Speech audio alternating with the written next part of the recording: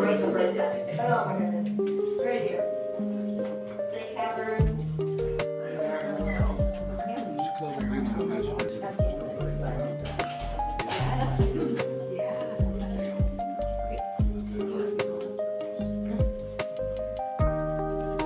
During that excavation and development phase, they unearthed an 8,000-year-old blacks that are on display. But more importantly, in this area, we have that discovery crawlway that is right here on this right-hand side.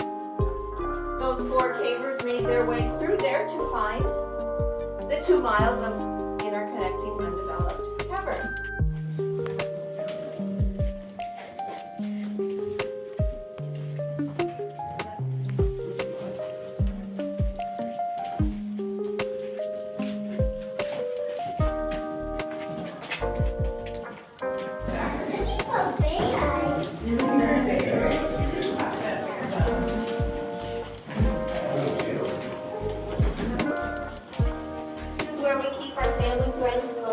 Entrance to St. Mary's Adventure Tour. That's an opportunity for adventure seekers to spend approximately 3 hours inside some undeveloped cavern spaces.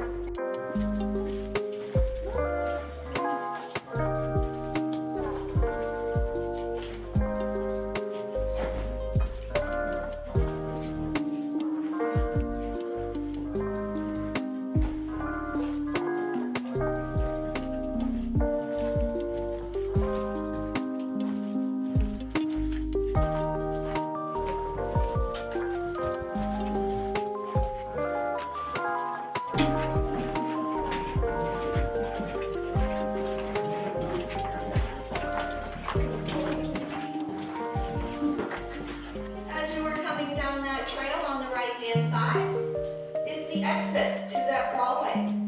Those 4 young cavers found themselves in this area. They looked around, they felt they had reached the underworld. So they thought of Pluto, who is the Roman god of the underworld, and then added an anteroom, a small room leading to larger rooms. Pluto's anteroom is 108 feet below that natural bridge that we saw on the surface. So let's take a look. Tides hang tight to the ceiling. They drip, they deposit to the ground, creating our stalagmites, which are growing upward and might reach the ceiling someday. When a stalactite and a stalagmite connect, it's called a stalagmite. Linear motion, making their way through the cracks and crevices of the wall. Starting off with this cave ribbon. Looks like somebody reached up, pinched some of that limestone together to create a little bit of a pie crust. They can get a little bit larger, becoming a cave curtain, connecting 2 surfaces, the wall and the ceiling, with a little bit part hanging down, looking very much like your curtain. The cave curtain. They can eventually grow large to our cave drapery, connecting 3 surfaces, the ceiling, the wall, and the floor. Mexican free-tailed bats. They would come in here, attached to the ceiling, hang out during the day. They depart each evening, but leaving behind dirt, oils, and acids, staining the surface, preventing any future growth in this area, making it dormant. It is also believed that when that sinkhole collapsed approximately 5,000 years ago, the bats could no longer get in and out as freely as they liked, so they moved to a different cavern or another area, another space in the area where they had better access.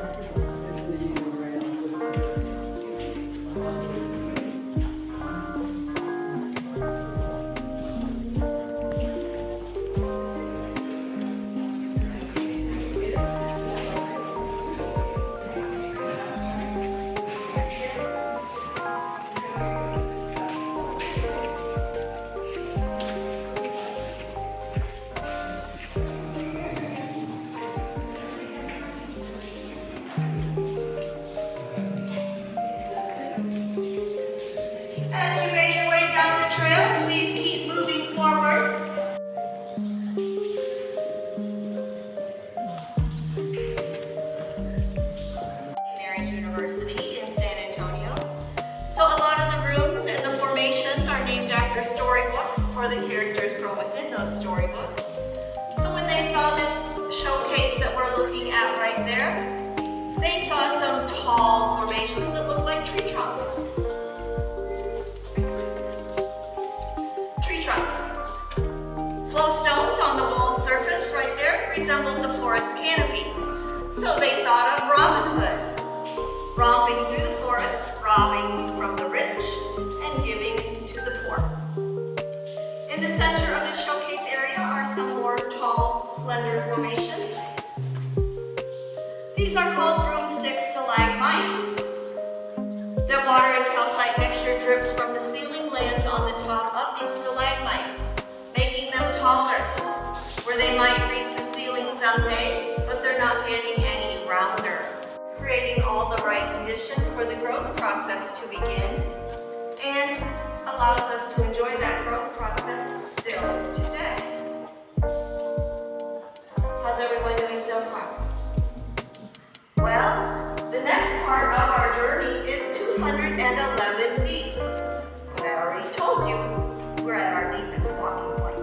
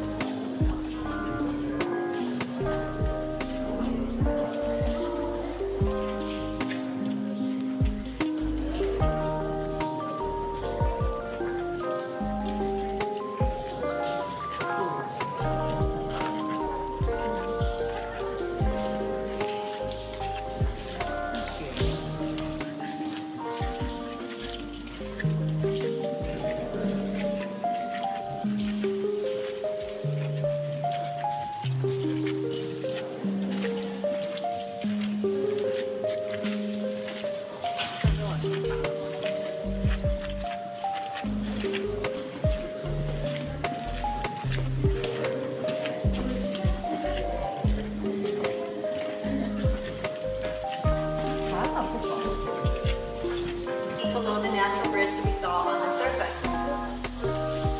We are in Castle of the White Giants, which is our second largest showcase in the caverns. Measures 50 feet from side to side, 50 feet from ceiling to floor, 250 feet from end to end. This is a great opportunity to get those cameras ready. Take some flash photos, take some video as I reveal the Castle of the White Giants.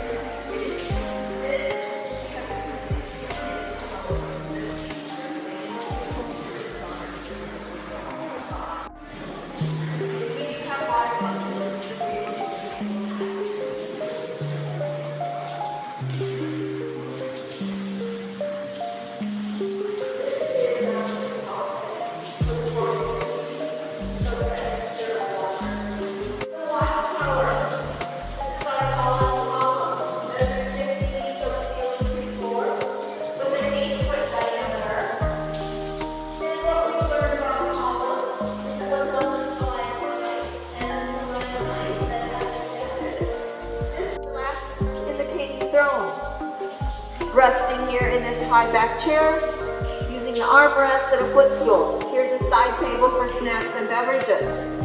Keep in mind, snacks and beverages are not allowed on the cavern trails, but this is the king's throne. Different rules apply to the royalty. And up above, there's multiple chandeliers lighting the surface so that they can review the daily notes.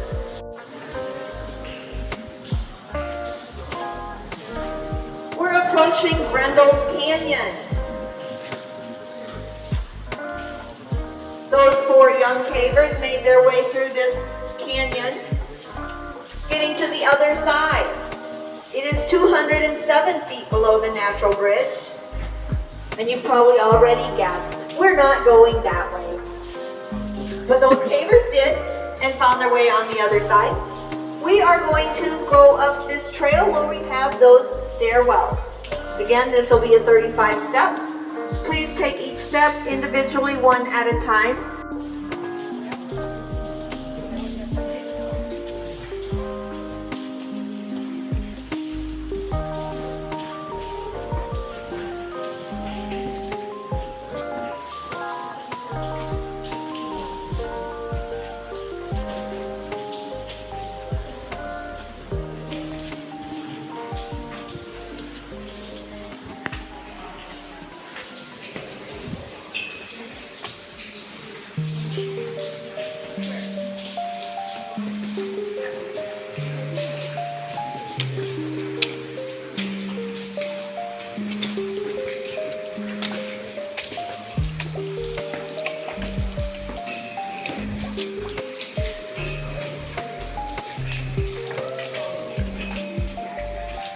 Make your way into that courtyard area. There is the handrail.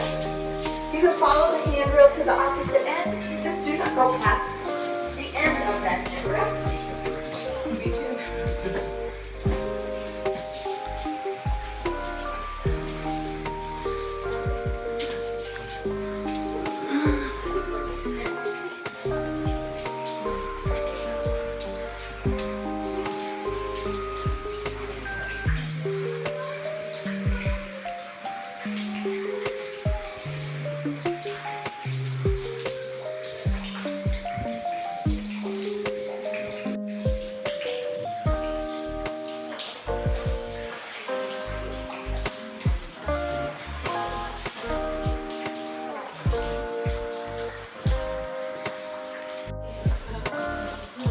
Look down below that balcony.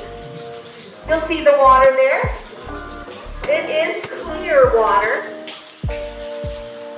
In a certain few spots, you see that greenish blue or emerald color.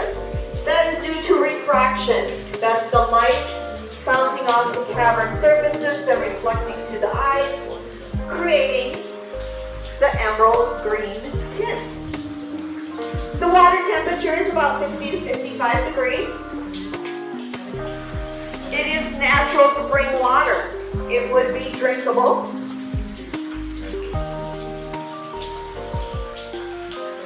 We're at 135 feet below the natural bridge. The next part of our journey is on a flat surface. Some of it could be they're studying the growth process, comparing it to hundreds of years ago, comparing it season to season. What kind of minerals it's collecting from the soils. So, a couple of different studies, again, UT Austin geology students.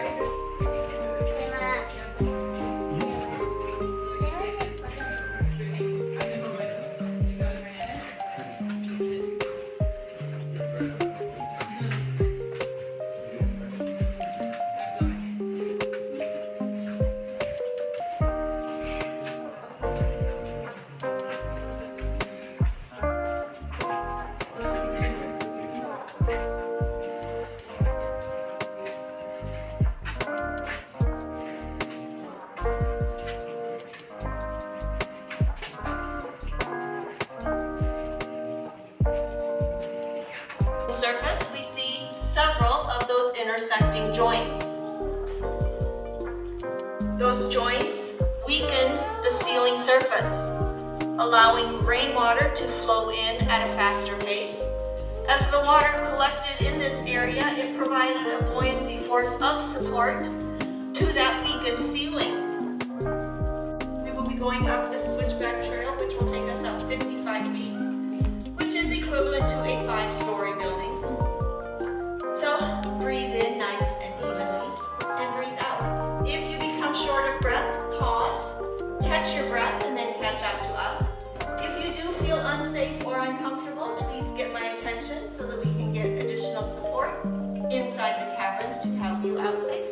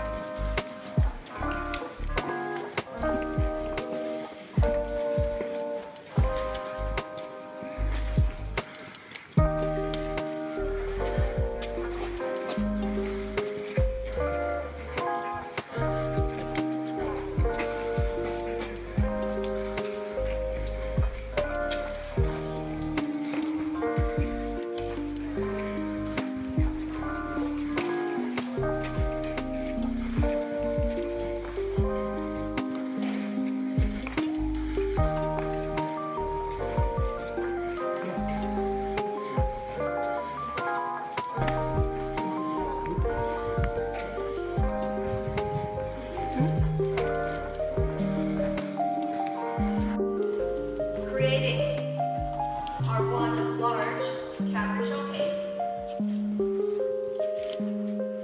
Here on the left, stable our cabin water. On the right, our observation deck. Come on in, we're at the top of the hall.